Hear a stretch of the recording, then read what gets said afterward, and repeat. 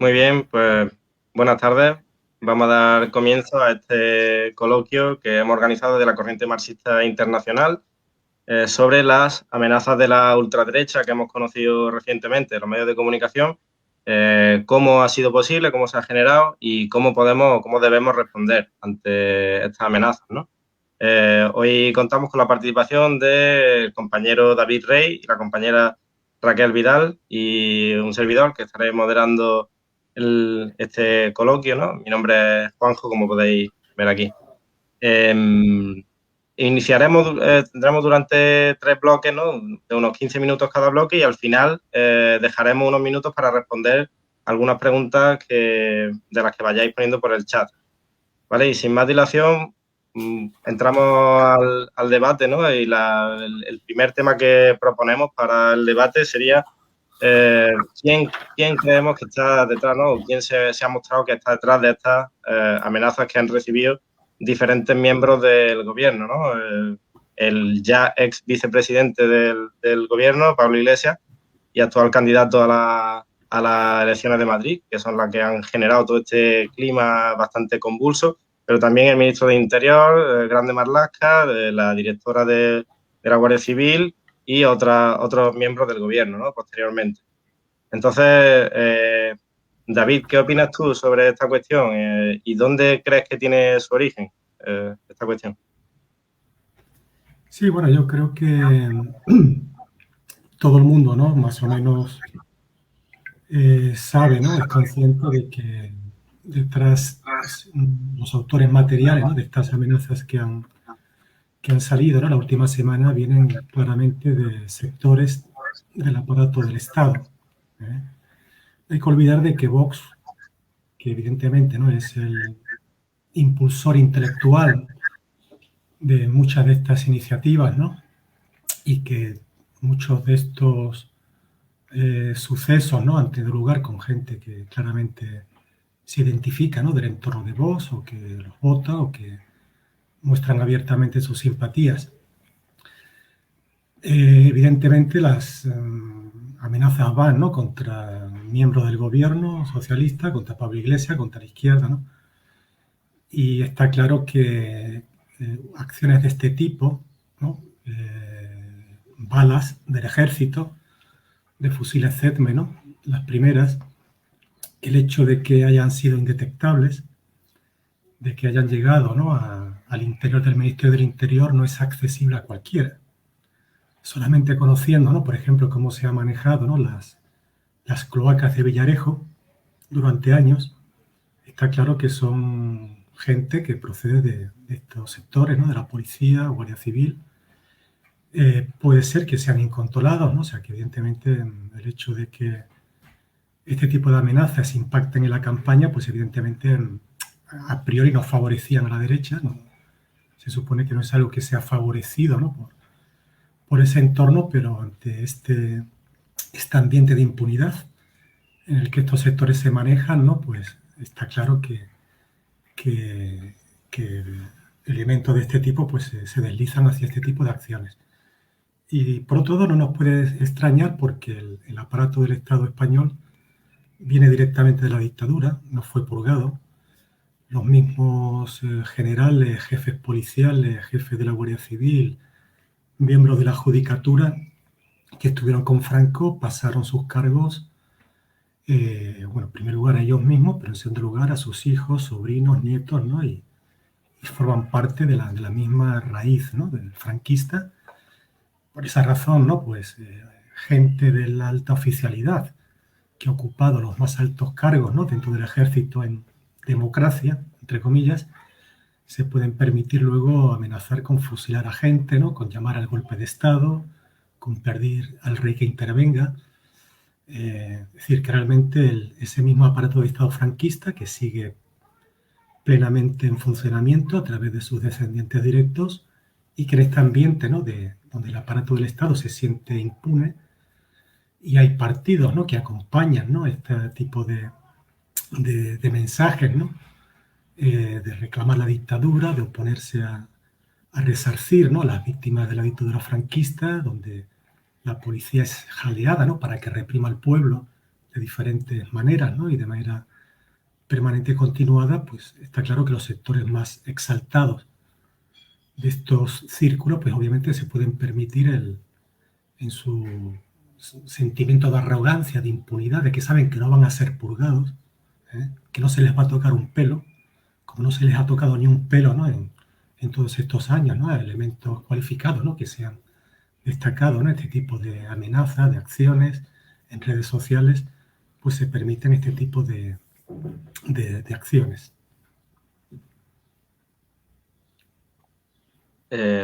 Vale, bueno, compañera Raquel, si quiere apuntar alguna cosilla más sobre lo que decía David, y te pregunto también cuál ha sido el desarrollo en la actualidad, ¿no? De los ejemplos concretos de este tipo de amenazas. Sí, bueno, yo suscribo lo que comentaba David en este sentido. Las instituciones en este sentido pues han permanecido prácticamente inalteradas, aunque se las haya querido revestir de una apariencia más renovada, ¿no? La realidad es que siguen prácticamente intactas, ¿no? Desde la transición y prácticamente desde el franquismo, ¿no? Lenin planteaba en el Estado y la Revolución que el Estado es un grupo de hombres armados en defensa de la propiedad. Y en este caso, en el Estado español, en este sistema capitalista en el que vivimos, pues es en defensa de la propiedad de la clase dominante, de una minoría privilegiada, de los grandes propietarios, de los grandes banqueros y así, ¿no? Y es por esto por lo que ha permanecido inalterado, porque los objetivos siguen siendo los mismos, ¿no? La defensa de estos intereses de una minoría, ¿no? Adinerada. Entonces, seguimos viendo unas fuerzas represoras que no han sido elegidas por absolutamente nadie y vemos como especialmente en las capas más elevadas, tanto del Poder Judicial como en otros ámbitos, ¿no? Vemos personas que ostentan grandes privilegios y que tienen grandes fortunas consigo, ¿no? A costa del dinero proporcionado por todo el pueblo. Entonces, esto ya, digamos, su máxima expresión es toda lo que comentaba Juanjo, ¿no? Todas las expresiones que se están viendo por parte de la ultraderecha y por parte de, bueno, pues grupúsculos fascistas que están activos, ¿no? Algunos de estos, bueno, pues los ataques a la sede de Podemos en Murcia, las cartas de los oficiales del ejército, ¿no? Que solicitaban al rey que encabezara un golpe de Estado. El grupo de WhatsApp de los retirados de las fuerzas aéreas, ¿no? Que hablaban del fusilamiento de 26 millones de personas de izquierda. La amenaza a nuestros compañeros de Sevilla, que se han visto amenazados recientemente. Y bueno, y el tema que venimos a tratar hoy aquí, ¿no? La amenaza a los miembros del gobierno. Pablo Iglesias, que ha recibido 4 balas y una carta amenazante, ¿no? El ministro de Interior, Grande Marlaska, y bueno, más recientemente la ministra de Turismo, Reyes Maroto. Es interesante señalar que una de estas cartas, además, estaba firmada por Guardia Civil y la Policía Nacional, ¿no? Creo que era la de Grande Marlaska.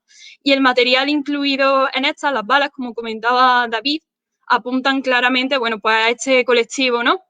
Y es importante que hoy, en esta mesa de debate, ¿no? Desenmascaremos esto, ¿no? Al final, todas estas instituciones están relacionadas entre sí porque al final defienden los mismos intereses, ¿no? Se necesitan la una a la otra para estar frente a cualquier levantamiento, frente a cualquier movimiento revolucionario por parte de la clase trabajadora en defensa de sus intereses, ¿no? Y la cuestión es que al final todo esto acaba quedando impune, ¿no? O se quedan en simples denuncias, ¿no? Que son fácilmente sorteables, ¿no?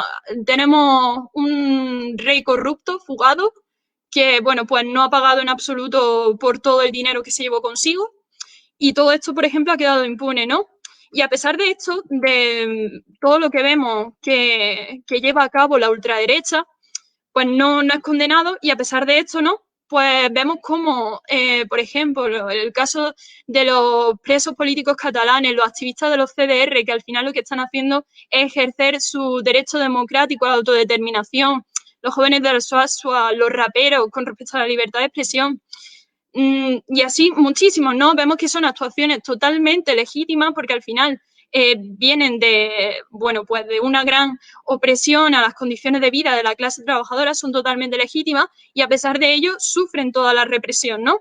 Y vemos cómo en este sentido el gobierno de PSOE y Unidas Podemos no solo no está tomando iniciativas revolucionarias, ¿no? Sino que está pidiendo a la gente que no actúe al respecto, ¿no? Irene Montero nos pedía en el 8M a las mujeres que nos quedáramos en casa haciendo actividades creativas a modo reivindicativo, ¿no? Y esto no permite cambiar absolutamente nada. no solo esto, sino que además mandan a las fuerzas del orden a reprimir todo esto, ¿no? Forma parte de su política de conciliación de clases, al fin y al cabo. Entonces, nosotros desde aquí condenamos absolutamente estas amenazas y llamamos a la movilización, ¿no? Porque esto es lo último que me gustaría recalcar, ¿no? Que al final, aunque hoy estemos tratando la cuestión de la amenaza a los miembros del gobierno, ¿no? Al final, esto es una cosa muy amplia que nos puede afectar a todos y que ya está empezando a afectar, bueno, pues a nuestros compañeros de Sevilla, y mañana, si no paramos esta situación, si no plantamos cara, será aún mayor. Claro, bueno, como hemos dicho, sí que es cierto que últimamente había este tipo de amenazas, pero recuerdo aquí en el caso de Antequera, ya hace como un año y medio, hubo ya pintadas, ¿no? Las clásicas pintadas en las sedes de organizaciones de la izquierda, ¿no? Que por cierto ya publicamos también nosotros un artículo haciendo una crítica, en este caso a los dirigentes de Izquierda Unida y de CGT, ¿no? Que realmente pues no tuvieron ninguna respuesta, ¿no? Más allá de a lo mejor publicar algo en el periódico. Luego hablaremos de la respuesta que hay que tener ante eso, ¿no? Pero recientemente hemos visto también que la derecha, ¿no? Y la ultraderecha han tratado de equiparar este tipo de amenazas, este tipo de actuaciones por parte de sus cachorros, de sus adeptos, ¿no? A los acontecimientos que se vivieron en Vallecas, en ese meeting / provocación, ¿no? Que hizo Vox, que organizó Vox en el antiguo barrio de Pablo Iglesias, ¿no? En Vallecas, y cómo la ultraderecha ha tratado de equiparar los enfrentamientos que hubo allí con este tipo de amenazas, bueno, directamente amenazas de muerte, ¿no? Raquel, ¿nos puedes comentar también la actualidad acerca de estos acontecimientos? Y obviamente pues tu opinión, ¿no? Sobre si realmente equiparado.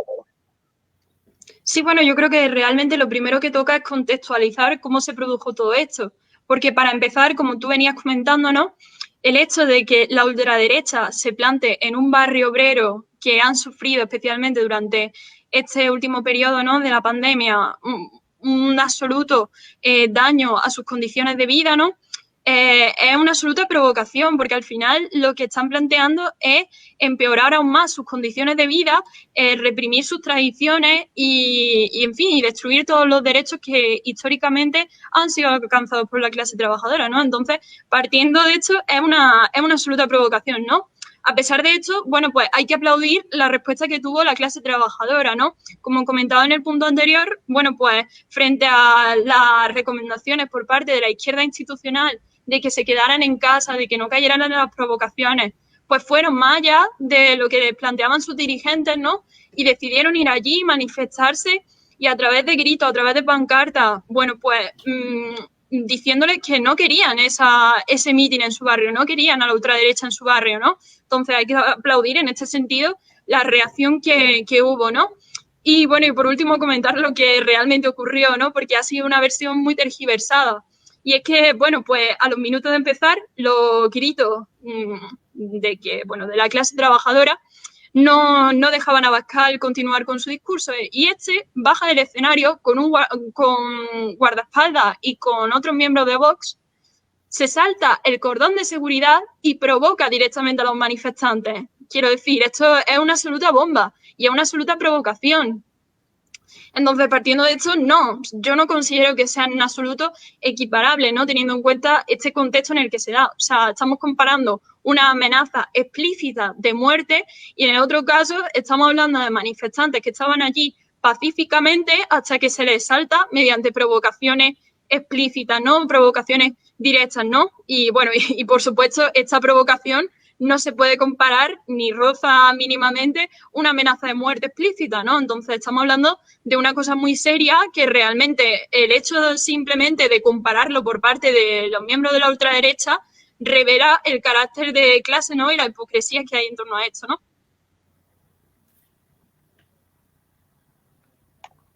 Claro, efectivamente, como dice Raquel, bueno, yo comentaba antes lo de las pintas de las sedes, pero es que han ido digamos, lo preocupante de los últimos acontecimientos es que han ido un paso más allá. Este tipo de amenazas ya, incluso muchas veces son con nombre y apellidos, ¿no? Como por ejemplo nuestro compañero que mencionabais de Sevilla, ¿no? Que fueron claramente a por él, por tener una actividad bastante, digamos, bastante conocida en en la plataforma Barrio Hartos, ¿no? Que es un bastión ahora mismo, digamos, de la izquierda en Sevilla, y esta gentuza, pues, claramente fue a por él, ¿no? Incluso insultándole, diciéndole, creo que fue algo así como rojo de mierda, etcétera, ¿no? Y en el caso de Vallecas, lo que comentaba Raquel, es muy llamativo, y algunos dirigentes a nivel estatal también lo han puesto de manifiesto, ¿no?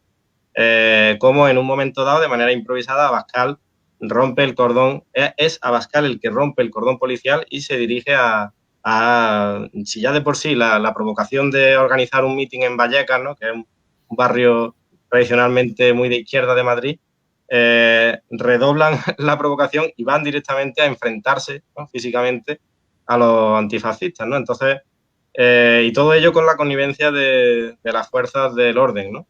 David, ¿qué nos puedes comentar tú acerca de esta, digamos, connivencia que digo, ¿no? Entre las fuerzas del orden y la ultraderecha? Sí, bueno, yo creo que es muy fácil, ¿no? Yo invito a todas las personas que nos vean a que cuelguen fotos o vídeos de los antidisturbios, que son los cuerpos más represivos, más sádicos, ¿no? Y con simpatías abiertamente, ¿no? Ultraderechistas y fascistas.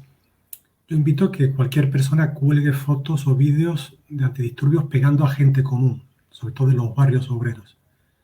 Y luego pido que busque afanosamente en Google o en otras plataformas de búsqueda fotos y vídeos de los antidisturbios pegando a gente de derecha. No habrá ninguna. Entonces, basta ese ejemplo tan simple para ver el carácter de clase de la policía, ¿no? y de los cuerpos represivos, ¿no? Como bien decía Raquel, son cuerpos de hombres armados en defensa del régimen, de la propiedad, de los ricos y de los poderosos. En segundo lugar, yo defiendo la libertad de expresión y el derecho democrático de los vecinos de Vallecas a manifestarse y a expresar su opinión. Y esa es la realidad. Y por lo tanto, digamos, 100% apoyo, ¿no? a la acción que ellos plantearon. Y evidentemente fue una provocación. Imaginaos un tema, ¿no? Imaginaos que Unidas Podemos decide hacer su primer mitin de campaña en Madrid en el barrio de Salamanca, ¿no? En la plaza más... Claro, imaginémonos los medios. Pablo Iglesias es un provocador, claro, como las encuestas le van mal, quiere hacerse notar, va a provocar violencia, va tal, ¿no?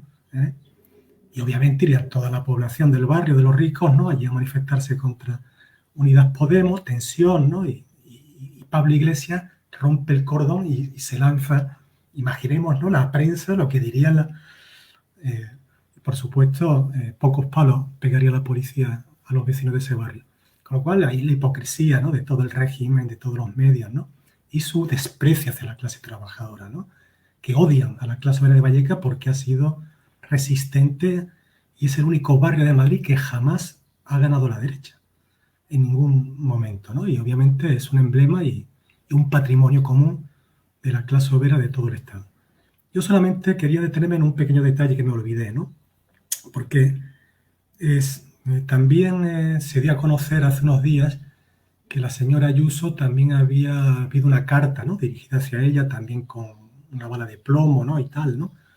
Lo curioso aquí son dos cosas. En primer lugar, mientras todo el mundo ha visto la carta de Pablo Iglesias, la carta a Grande Marlaska, la carta a Maroto, la carta a María Gámez, nadie ha visto la carta a la señora Ayuso, la supuesta carta a la señora Ayuso, ¿no? Es verdad que ellos dicen, no, que como es una carta personal, ella es libre de difundirlo, ¿no? Lo curioso es que ella dice, no hay que prestar atención, no tiene importancia y cosas más serias, ¿no? O sea, es una reacción muy extraña, una supuesta carta que se le envía, ¿no? Y que nadie ha visto, que nadie conoce y que ella no tiene interés en difundir. Yo no digo que no haya existido esa carta, pero yo tengo mi propia opinión, ¿no? En base a las deducciones, ¿no? Que cualquiera puede hacer. Yo creo que es una carta que si ha sido emitida, creo que ha sido emitida también por el aparato del Estado, por el régimen, pero para contrarrestar la idea del victimismo de la izquierda. O sea, es una carta que ellos han fabricado para decir, oye, que a la derecha también se le envían cartas, que Ayuso también es amenazada. Obviamente es una carta falsas, falseadas por la propia aparato del Estado para tratar de diluir la gravedad, y obviamente no ha sido una carta real, de amenaza real, ha sido fabricada por el aparato del Estado para victimizar a Ayuso y para intentar quitar hierro a todo este asunto, ¿no? Obviamente, en mi opinión, no hay una prueba concluyente, como no hay una prueba concluyente de lo otro, pero obviamente creo que la deducción es muy clara, ¿no?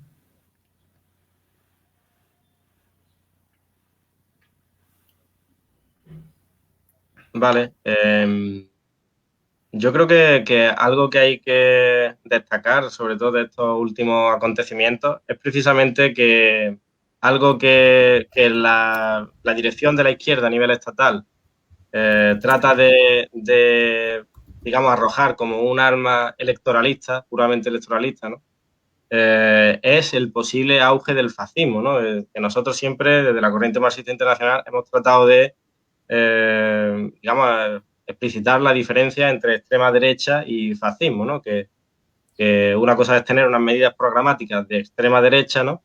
Como vemos que ocurre en Vox y en otros movimientos, en otros partidos de extrema derecha que se pueden ver por Europa y por el resto del mundo. El famoso trumpismo, ¿no? O trampismo. Pero eso no quiere decir que exista fascismo, que es un movimiento de masa organizado que tiene como fin básicamente pues la destrucción física de la dirección de la clase trabajadora, ¿no? Como por ejemplo ocurrió en los años 30, ¿no? Entonces, bueno, que si queréis aportar alguna reflexión acerca de este tema, ¿no? De cómo la dirección de la izquierda, al igual que ocurrió en Alemania, por ejemplo, ¿no? En los años 20, que se hablaba del socialfascismo, ¿no? Que vienen los fascistas, ¿no? Cuando realmente todavía no se había generado el movimiento fascista y precisamente le pudieron dar vuelo, ¿no? Con esa manera de focalizar el tema. Si queréis aportar alguna reflexión sobre este tema. Por cierto, perdonad, aprovecho un pequeño inciso para recordar que la gente puede preguntar por el chat y que luego dedicaremos unos minutos al final a responder preguntas. Pues el que quiera de los dos. Bueno, si quiere, comento brevemente. Bueno, hay que decir que la situación sociológica, ¿no? Actual, ¿no? Con respecto a los movimientos fascistas clásicos, ¿no? De los años 20 y 30 es bastante diferente, ¿no? En aquella época, o sea, el movimiento fascista en realidad, incluso si tú ves, ¿no? el discurso de Vox, ¿no? Su contenido ideológico está dirigido a la pequeña burguesía, ¿no? Al pequeño propietario, ¿no? Y al aparato del Estado. O sea, la base de Vox cualquiera puede ver que es la policía, guardia civil, militares, ¿no? De alta graduación, y luego pequeños y medianos empresarios reaccionarios, superexplotadores, que abusan de los empleos precarios, de los inmigrantes, ¿no? Y esa es la base real, ¿no? La pequeña burguesía enojada, ¿no? Histérica, ¿no? Y es un discurso, por eso, del patriotismo, ¿no? Que es la mejor arma, ¿no? Que tiene esta gente para disfrazar, es decir, no hay clases sociales, no hay ricos, no hay pobres, no España tal, ¿no? Y por lo tanto, digamos, es un arma de la reacción, ¿no? El patriotismo español y obviamente toda su parafernalia en ese sentido, ¿no? Por eso nosotros como marxistas, como internacionalistas, rechazamos, ¿no? El patriotismo, ¿no? Y el nacionalismo, en particular de las naciones opresoras, digamos, porque está para eso, ¿no? Pero ahora mismo, digamos, en cualquier país capitalista normal, ¿no? Como el nuestro, la clase trabajadora es el 70 al 80%, ¿no? Lo que era los pequeños propietarios es una parte pequeña, ¿no? De la población, y no hay esa base de masas que había en los años 20 o 30, ¿no? Que aglutinaban, ¿no? Más allá de que obviamente puede haber obreros muy atrasados, ¿no? Reaccionarios, ¿no? Que puedan defender estas ideas, ¿no? Pero obviamente son ideas que no pueden atraer a grandes masas y que llegado a un punto donde en su impunidad van un poco más allá, inevitablemente provocan una reacción de masas contraria. Lo vimos en Grecia, cuando Amanecer Dorado, que sí es un partido abiertamente fascista, que llegó a tener, ¿no? Pues un porcentaje de votos estimable, asesinaron a un rapero de izquierda y eso provocó una movilización en la calle que obligó al Estado burgués a intervenir y ahora mismo están ilegalizados, ¿no? Y sus dirigentes en la cárcel. Por esa razón veis que en la prensa burguesa seria se ve con cierta preocupación, ¿no? No tanto porque teman, porque ellos son parte del régimen, defienden la monarquía, defienden la propiedad privada, defienden a los ricos, ¿no? Pero saben que sus acciones provocadoras pueden desatar un movimiento en sentido contrario mucho más poderoso. O sea, la derecha, no ya la ultraderecha, la derecha española jamás ha puesto más allá de unas decenas de miles de gente en la calle. Tú comparas eso con las manifestaciones de las mareas, de las marchas por la dignidad, ¿no? Social, ¿no? De 300, 500.000 contra la guerra en Irak, 1 millón, 2 millones, que son las fuerzas sociales de la izquierda, de la juventud, de la clase trabajadora, son 100 veces más poderosas que las muchedumbres que puede poner el PP o Vox o grupúsculos fascistas en la calle, ¿no? Por lo tanto, la correlación de fuerza es abrumadoramente a nuestro favor, ¿no? Lo que pasa, claro, que si no hay una dirección, ¿no? Que dé consignas, que responda con acciones de masa, ¿no? A cada provocación que hacen los fascistas, ¿no? Pues obviamente se crea un microclima de impunidad que ellos creen que pueden arrasar y no es así. Y en ese sentido creemos que el fascismo clásico como tal tiene una base de masa muy, muy endeble. Son solamente grupos de choque que el aparato del Estado o la clase dominante en su momento desata puntualmente, ¿no? Para tratar de disciplinar.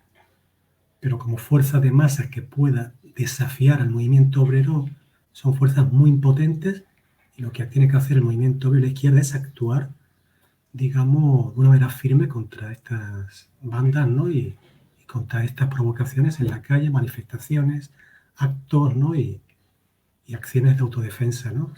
Ante cualquier ataque a sedes, dirigentes, activistas, etcétera. Vale, pues gracias, David. Precisamente al hilo de esto que estamos comentando, bueno, se ha visto que la campaña del 4 de mayo, de las elecciones de la Comunidad de Madrid, que bueno, que está siendo un acontecimiento, yo diría, tampoco es que haya vivido muchas elecciones autonómicas, pero ya he vivido unas cuantas y creo que estas son las más, digamos, las que más repercusión están teniendo en todo el conjunto del Estado, de todas las que he visto, ¿no? O una de las que más. Precisamente yo creo que la desaparición o la práctica de desaparición ya de Ciudadanos ha hecho que el debate en la derecha se extreme, ¿no? Se polarice y tener allí una candidata del Partido Popular que es de digamos, de las más derechizadas que tienen en todo el Estado, hace que rivalice mucho con Vox y el discurso en la derecha se está, pues eso, se está radicalizando hasta estos extremos, ¿no? ¿Qué respuesta pensáis que tiene que tener la dirección de la izquierda a nivel estatal, ¿no? Hemos visto en el debate de la semana pasada, no recuerdo el día exactamente, pero aquel debate con Ángels Barceló en la cadena SER, en la que, bueno, fue muy viralizado, ¿no? Esa levantada de Pablo Iglesias que ante las declaraciones de la candidata de Vox, de Rocío Monasterio, de que se negaba, ¿no? Prácticamente pues se negaba a reconocer, digamos, la veracidad de estas cartas, amenazas y tal. Es decir, ponía en cuestión, ¿no? De dónde pudiera venir eso, etcétera. Pues Pablo Iglesias, ni corto ni perezoso, se levantó y se quitó del debate, ¿no? Dijo que no estaba dispuesto a tolerar eso. Yo cuando vi, personalmente hago esta reflexión, ¿no? Cuando vi en las redes sociales el corte de 1 minuto o algo así, ¿no? En el que Pablo Iglesias se levantaba y se iba, pues inmediatamente en cuanto llegué a casa por la noche hice ver el debate entero para ver realmente qué había pasado, ¿no? Y lo primero que me extrañó fue que Ángels Barceló, que bueno, que es una periodista, obviamente, pues de la cadena SER, tampoco es que sea sospechosa de ser revolucionaria, ¿no?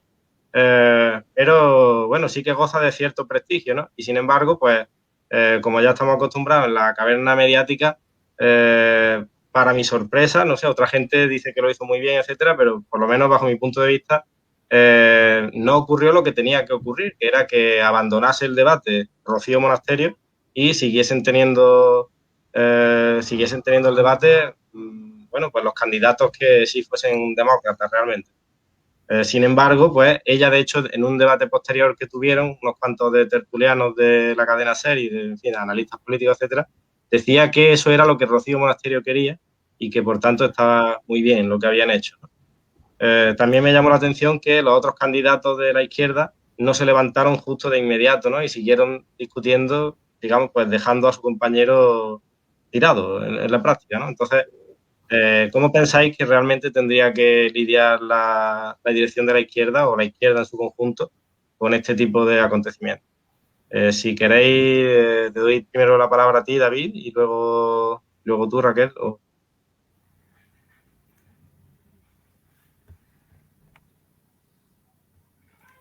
Vale. Sí, bueno, yo creo que en el fondo lo que hay es algo que ya sabemos, ¿no? O sea, obviamente el PP ha concentrado el voto útil de la derecha, ¿no? Y Vox estaba reducido a la mínima expresión. Y por lo tanto su campaña era llamar la atención para agrupar su base social, ¿no? Vox es consciente de que nunca va a ganar una elección, ¿no? Ni su programa ni su discurso jamás puede penetrar en los barrios obreros, ¿no? En la clase trabajadora, ¿no? Ni siquiera en la pequeña burguesía de una manera masiva, ¿no? Pero sí puede tener un porcentaje, ¿no? Que le permita, pues, prebendas, ¿no? Para su dirigente vivir, ¿no? La vida padre, colocar a sus amigos, ¿no? Y dar voz a los sectores más reaccionarios, más parásitos de la sociedad, ¿no? Que ya mencioné antes, ¿no? Por lo tanto, la única manera de mantener esa base social cohesionada en el voto era montando el espectáculo, ¿no? Para que los medios hablaran y tal, ¿no? Por eso se fue a Vallecas, también se fue a Parla, a Villaverde, ¿no? Los barrios obreros donde obviamente sus votos son muy pequeños, para captar esa situación, provocar una reacción, ¿no? Y esta mujer, Monasterio, pues también, ¿no? En los debates televisados, radiofónicos, era montar el espectáculo para llamar la atención. Entonces, esa es la cuestión, ¿no? Y yo creo que, bueno, no me parece bien la reacción de Iglesias, ¿no? Porque la otra reacción era tener una reacción violenta, que no corresponde, obviamente, ¿no? Y por lo tanto yo creo que lo correcto creo que incluso quizá lo correcto hubiera sido no haber entrado, ¿no? Ni siquiera, ¿no? Pero bueno, creo que fue correcto y bueno, quizás a los otros candidatos, ¿no? Quizás quedaron un poco descolocados, ¿no? Y tardaron en procesar, ¿no? La gravedad de la situación y que estaban siendo tontos útiles para que esta mujer, pues, los usara, ¿no? Para hacerse autobombo, ¿no? Así que, bueno, mal que bien, pues bueno, está bien, al final también abandonaron, ¿no? Pero claro, hubiera sido bueno que hubieran abandonado los tres juntos, ¿no? Pero bueno, me parece que al final eso se constató, ¿no? Y ya a partir de ahí se cancelaron el resto de debates, ¿no? Quizás la única crítica que le haría, la crítica que yo le haría a los dirigentes de la izquierda, en concreto a Pablo Iglesias, ¿no? Y la gente Unidas Podemos, ¿no? Es que dicen fascismo, democracia, pero eso son palabras vacías. Lo que hay que hacer es, porque mucha gente, ¿democracia qué? Democracia es que los bancos echen a 20.000 trabajadores a la calle, ¿no? En democracia se aprobó la reforma laboral, ¿no? En democracia, digamos, se permite cualquier arbitrariedad, ¿no? Con lo cual, si la democracia no te da de comer, con lo cual yo creo que hay que darle siempre un contenido de clase a todo este tema, ¿no? Y lo que se trata es decir por qué el fascismo o la ultraderecha, más correctamente en el caso de Vox, es enemiga de los trabajadores. No por el rótulo fascista, que mucha gente ni sabe qué dice, sino lo que hay que es poner en claro y hacer ver las conexiones que tiene Vox y la dirección de Vox con los ricos, con los banqueros, con el sistema, con los opresores, porque son enemigos de clase y se aprovechan de la opresión y están a favor de la opresión y de la explotación de los trabajadores, no ya de los inmigrantes solo, sino también de los trabajadores españoles nativos, ¿no? Lo que ganan, sus negocios, son todos empresarios, se oponen a derogar la reforma laboral, se oponen a aumentar los impuestos a los ricos, y eso es lo que hay que desnudar para aquellos sectores, ¿no? De la juventud, de la clase trabajadora, que están menos activos políticamente entiendan esa conexión que tiene Vox con los causantes de sus problemas sociales, ¿no? Yo creo, digamos, que habría que perder más tiempo, entre comillas, en explicar estas conexiones. Vale, gracias, David. Raquel, si quieres añadir tú algo a lo que comentaba David, y por añadir otro tema, te pido que lo comentes también en tu intervención. ¿Qué papel crees que tiene la clase trabajadora revolucionaria, ¿no? En esta cuestión, ¿no? Como solución, digamos, de la situación. Sí, bueno, como para comentar al respecto de lo que decías, ¿no? También un poco a modo de conclusión. Bueno, yo estoy de acuerdo con lo que planteaba David con respecto a la cuestión de lo del 4 de mayo, de las elecciones de Madrid. Yo creo que Vox efectivamente está teniendo una táctica de provocación para provocar esa polarización, ¿no?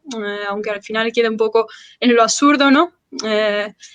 Y diferenciarse de algún modo u otro del PP en este sentido, ¿no? Pero bueno, yo por terminar un poco de comentar, bueno, yo creo que en esta mesa de debate se ha reflejado claramente, ¿no?, cómo el aparato del Estado en un momento dado escapa del control, ¿no? Al final, hipotéticamente, ¿no?, este tendría que estar para servir al pueblo, ¿no?, para proporcionar protección y demás, ¿no?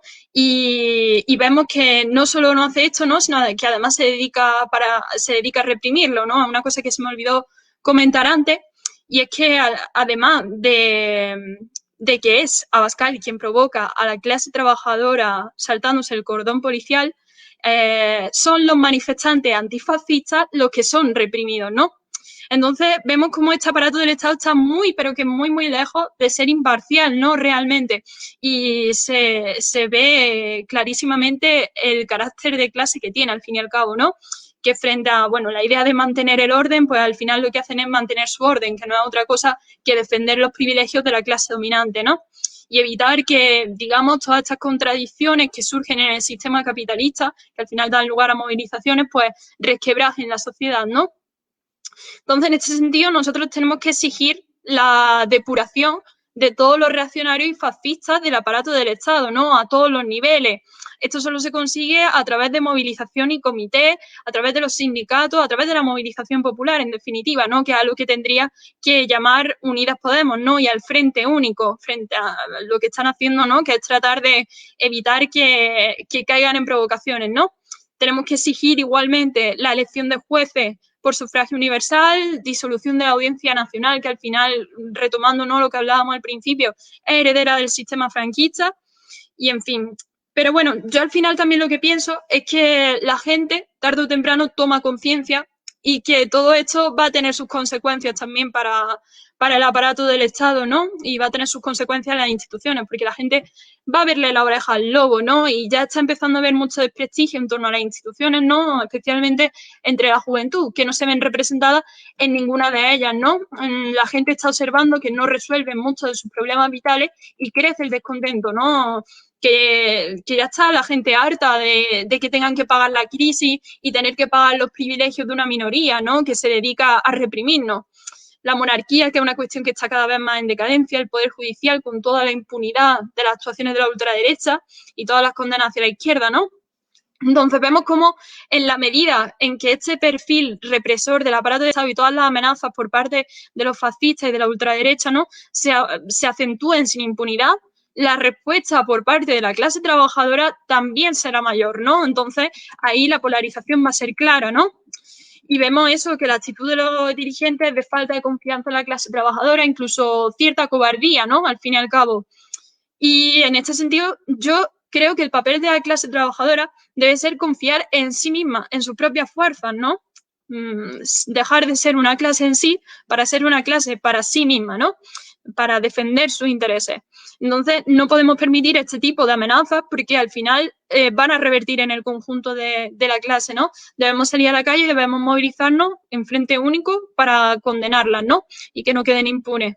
Pero la situación sigue así, el proceso revolucionario va a ser totalmente inevitable, ¿no? Y debemos estar preparados para este momento, compañeros. Debemos conocer la historia para no repetirla, los errores, ¿no? Debemos educarnos en tradiciones revolucionarias y hacer que este proceso revolucionario, que sí o sí va a tener lugar, sea victorioso, ¿no? Así que en este sentido animo a todos a uniros a la corriente marxista internacional, a contactar con los compañeros y a formar parte de este proceso.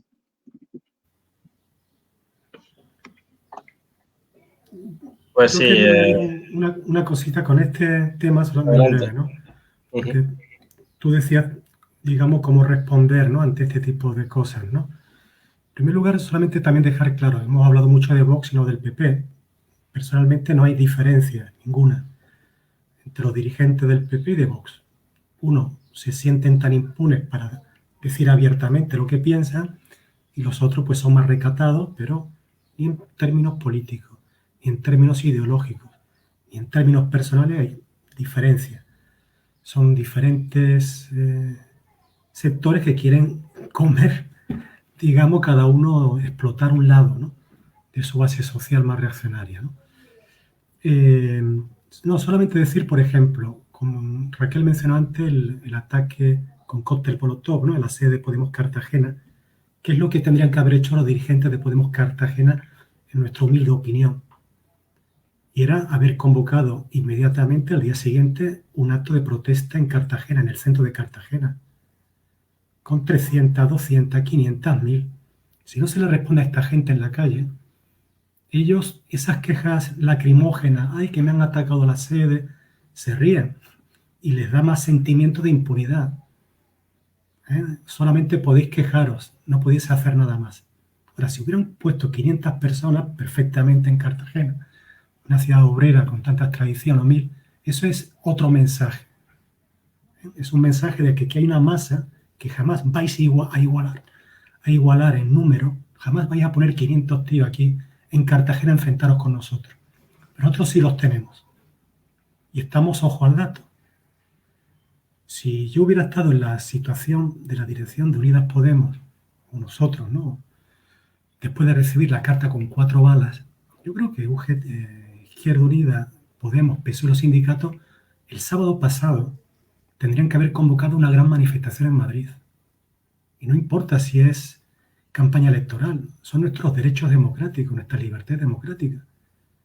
Y 5, 10, 15.000 personas, por esta cuestión de la pandemia, es una respuesta tan poderosa, que es la única manera de mostrar el poder que tiene un lado y otro. Entonces, o se va por esta vía de la movilización de masa, o si no, van a continuar las provocaciones, ¿no? Entonces, como bien decía Raquel, bueno, si los dirigentes no se animan en esta línea, tarde o temprano va a salir ante una provocación que escape de control, pues espontáneamente puede haber esa respuesta, ¿no? Y como pasó en Estados Unidos con Black Lives Matter, con el asesinato de George Floyd, que por cierto es el tipo de policía que quiere Vox.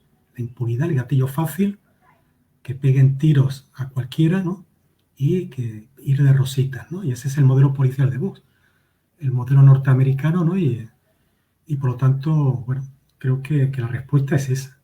Acciones de masa, ¿no?, movilizaciones de masa, ¿no?, para mostrar realmente quién tiene la fuerza en esta sociedad, ¿no? Claro. Y para ello, bueno, decíamos antes que no es un movimiento de masas, pero aunque sean, digamos, en pequeñas cantidades, sí que es peligroso y por eso la respuesta tiene que ser organizada, y qué mejor para ello que organizarse con nosotros, ¿no?, con la Corriente Marxista Internacional. Por eso animamos a los compañeros que estén viéndolo a que lo hagan, ¿no? Bueno, pues sin más, pasamos, si queréis, al bloque de respuesta de las preguntas que se han generado por el chat, que tengo aquí algunas anotadas, ¿no? Un compañero que hacía una reflexión sobre el carácter de clase del Estado, y a continuación dice: se avecinan momentos duros para cada vez más gente, obreros, jubilados, campesinos, pequeña burguesía, etcétera, y la sociedad burguesa será incapaz de dar cumplida satisfacción a la miseria creciente. ¿Creéis que la burguesía tendrá que sacrificar su mejor instrumento, la democracia burguesa, y se tendrá que refugiar en un Estado militarizado para salvar algo de sus ganancias? Pues, ¿quién de los dos quiere responder a esta primera cuestión? O si queréis, podéis tener 1 minuto o 2 cada uno. Sí, eso que vaya comentando David y luego respondo yo alguna otra. Vale. Vale, sí, hay que decir que hay algo de razón, ¿no? Lo que dice el compañero. Por ejemplo, aquí tenemos la ley Mordaza, que es una ley represiva y le da poderes a la policía para hacer lo que quiera. En Francia se acaba de aprobar una ley Mordaza igual, que prohíbe tomar fotos, ¿no? y a la policía, que ha habido protestas sociales, y recientemente en Gran Bretaña. Hay un movimiento de protesta que se llama Kill the Bill, ¿no? Mata la ley, que es una ley también que da poderes especiales a la policía para prohibir manifestaciones, o sea que es un movimiento internacional de la clase dominante, ¿no? Porque teme la inevitable revolución, ¿no? La inevitable respuesta revolucionaria a nivel global que está habiendo porque el capitalismo está demostrando su crisis, ¿no? O sea, echan a 20.000 obreros trabajadores bancarios y anuncian miles de millones en este trimestre de beneficios.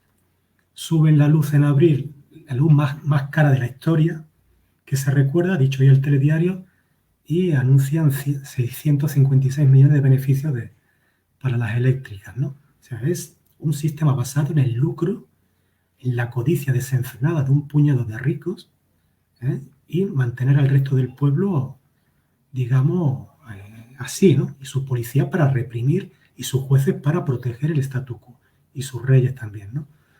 Y bueno, de todas maneras yo creo que mucho antes, ¿no? De que la burguesía se lance, ¿no? A un estado militarizado, digamos, la clase obrera va a responder en todas partes, ¿no? Ya lo está haciendo en muchas zonas del mundo, no solamente la clase trabajadora, los campesinos, sectores empobrecidos de las clases medias, ¿no? En América Latina, en Myanmar, y esta va a ser el futuro más inmediato. Obviamente, si hay una derrota, ¿no? De estos movimientos, pues la burguesía no tiene ningún problema en recurrir a la dictadura, ¿no? Ya lo hizo muchas veces en nuestro país y fuera de nuestro país, ¿no? Es decir, que realmente la democracia es una conquista de la clase obrera, que es la única que necesita leyes democráticas para hacer viable, digamos, sus demandas, porque los banqueros no tienen que pedir permiso para despedir a trabajadores, ni tienen que pedir permiso legal para ganar miles de millones. Con lo cual ellos no necesitan la democracia para nada. ¿Para qué la quiere la policía? La policía puede hacer lo que quiera. ¿Quién necesita democracia la policía? Los jueces pueden hacer lo que quieran. Destituir al presidente, derogar leyes. O sea, la única clase social que necesita una democracia auténtica es la clase trabajadora y lo que pasa es que está continuamente amenazada por la propiedad privada de los grandes monopolios banqueros y terratenientes, ¿no? Y su aparato de Estado. Vale, gracias, David. Otro compañero pregunta, dice, ya he escuchado a varios activistas cercanos a UP dar la explicación de que la actitud de la derecha en Madrid tan vehemente se debe al tema de que quieren tener el control del reparto de los fondos europeos. ¿Estáis de acuerdo con esto? ¿Cuál es vuestra caracterización sobre dichos fondos? Si quieres responder tú, Raquel. Vale. Bueno, pues yo al final creo que se trata de una cuestión más amplia, ¿no? Que centrarlo en los fondos europeos. Al final hay que tener en cuenta que estamos en un periodo de crisis y que, bueno, en el caso de la izquierda, pues no hay tampoco demasiado margen para las mejoras, ¿no? Y luego, bueno, yo creo que en realidad de lo que se trata es de una cuestión de clase, ¿no? Y una defensa de los intereses de la clase dominante, en el caso de PP y Vox especialmente, ¿no? Y con respecto a los fondos europeos, bueno, pues en mi opinión, yo creo que lo resumiría como pan para hoy y hambre para mañana, ¿no? Al final hay que tener en cuenta que a partir de eso se va a generar una deuda más grande, más profunda de la que tenemos actualmente, ¿no? Y bueno, ya sabemos quién paga las deudas aquí en este sistema capitalista, ¿no? Que es la clase trabajadora, ¿no? Entonces, todo ese peso de la deuda que van a generar esos fondos, bueno, toda la deuda generada por la pandemia, bueno, pues va a caer en los hombros de la clase trabajadora que, bueno, pues a eso le va a seguir años de austeridad y años de recortes, ¿no? Entonces, bueno, esta es mi opinión con respecto a los fondos europeos. Ok, gracias. Bueno, pues vamos a decir una última pregunta, que hay algo de tiempo. Otro compañero dice, durante el estado de alarma hemos visto cómo se han prohibido en muchos casos manifestaciones obreras de la izquierda y también episodios de represión salvaje por parte de la policía, como en Linares o en las manifestaciones de apoyo a Pablo Hasél. y al mismo tiempo hemos visto cómo se han permitido y tolerado movilizaciones de la extrema derecha e incluso de grupos abiertamente fascistas y nazis, ¿no? Creo que lo vimos en Madrid y en otros sitios, ¿no? Y todo esto bajo un gobierno de coalición de izquierda. ¿A qué creéis que se debe esto? Pues barra libre, cualquiera de los dos que quiera levantar el micrófono y responder. No sé. Bueno, si quieres, hablo yo primero. Bueno, pues obedece a ese tema, ¿no? De que el aparato del Estado español es independiente completamente del gobierno. Cuando hablo del aparato, hablo de la policía y la Guardia Civil. Este señor Pérez de los Cobos, ¿no? Que era un conspirador y fue destituido por conspirar contra el gobierno, los jueces lo ponen de nuevo en su cargo, ¿no? Queda todo en familia, ¿no? Realmente, ¿no? Y evidentemente, pues muchos policías son militantes, ¿no? De Vox, y el principal sindicato policial, Jupol, que tiene el 60% de apoyo, apoya abiertamente a Vox, ¿no? Y el problema no es que el resto, los otros sindicatos policiales estén a la izquierda, están en la misma línea, ¿no? El SUB, etcétera, ¿no? Por tanto, ellos hacen lo que quieren, dicen las barbaridades que quieren y no son ni molestados ni destituidos, porque el aparato del Estado es independiente y se impone al gobierno, y el gobierno tiene la valentía de disciplinarlo, ni a los altos oficiales del ejército y a los mandos policiales, ¿no? Entonces, es, pues sí, la cobardía de la ESO, y porque además hay que decir que aunque a los sectores más inteligentes de la clase dominante les puede molestar algunas actitudes porque pueden provocar a la gente y mostrar abiertamente lo que es el aparato del Estado, pero el problema es que no tiene reemplazo. Al final la clase dominante este es el ejército que tiene, esta es la policía que tiene, esta es la Guardia Civil que tiene, y la necesita intacta para todos estos planes, ¿no? Para toda esta actitud, ¿no? Y también una cierta mentalidad servil por parte de la cúpula, sobre todo socialista, ¿no? O sea, por ejemplo, Ricardo Franco, ¿no? El hasta ahora delegado del gobierno en Madrid, era para decirle al aparato del Estado: oye, mira, que yo permito que los nazis se manifiesten, fíjate qué bueno soy, pero a esto que os molestan si les doy caña, para demostrar mi solicitud ante vosotros, mi actitud servil, porque este tío es una persona que se ha mostrado totalmente servil hacia este tipo de acciones, ¿no? Y es la cuestión concreta. Yo solamente decir una cosa, ¿no? Porque uno dice, no, policía, ejército, tal, como si disfrutaran solamente con el palo en la mano, y no, hay que decir de que la alta oficialidad del ejército, los altos mandos policiales de la Guardia Civil y la judicatura tienen enormes privilegios materiales, de recursos, de dinero, de casas de ocio, de lugares exclusivos, viven de chupar de la teta del Estado y por tanto, digamos, defienden con ahínco, digamos, todos esos privilegios. Leyes de excepción, fondos reservados, toda la legislación antiterrorista que ha servido para darle más poder, ¿no? En el Código Penal, es decir, que no es solamente que estos sectores, ¿no? Pues más reaccionarios, ¿no? Ahí, pues les guste pegar palos, ¿no? O defender así el régimen en abstracto, sino que hay elementos materiales, privilegios sociales y materiales que acompañan esa labor de su parte, ¿no? Sí, bueno, yo por... Uy, perdón. Adelante, Raquel. Voy a dar la palabra. Nada, simplemente por comentar alguna cuestión, ¿no? Yo además creo que forma parte un poco de la táctica de conciliación de clases, ¿no? De tratar de hacer determinadas concesiones, ¿no? Y al final hay que tener en cuenta que las clases son antagónicas, es decir, para que unos mantengan sus privilegios, otros tienen que, bueno, pues trabajar, ¿no? Para que estos sigan ostentando sus privilegios, ¿no? Yo creo que también es una cuestión de que, en fin, de no perder el control de la situación, ¿no? Por parte de la izquierda institucional, ¿no? Que las masas no sobrepasen los límites establecidos, ¿no? Que no vayan más allá de la situación y que desobedezcan, ¿no? Y que alteren el orden, ¿no? Ellos quieren sembrar, al fin y al cabo, un clima de orden, ¿no? Que al final, bueno, pues como decía al principio de mi intervención, ¿no? esto, bueno, pues el orden es su orden, el defender los intereses de la clase dominante, ¿no? Y también cierta desconfianza hacia la clase trabajadora, ¿no? En este tipo de procesos.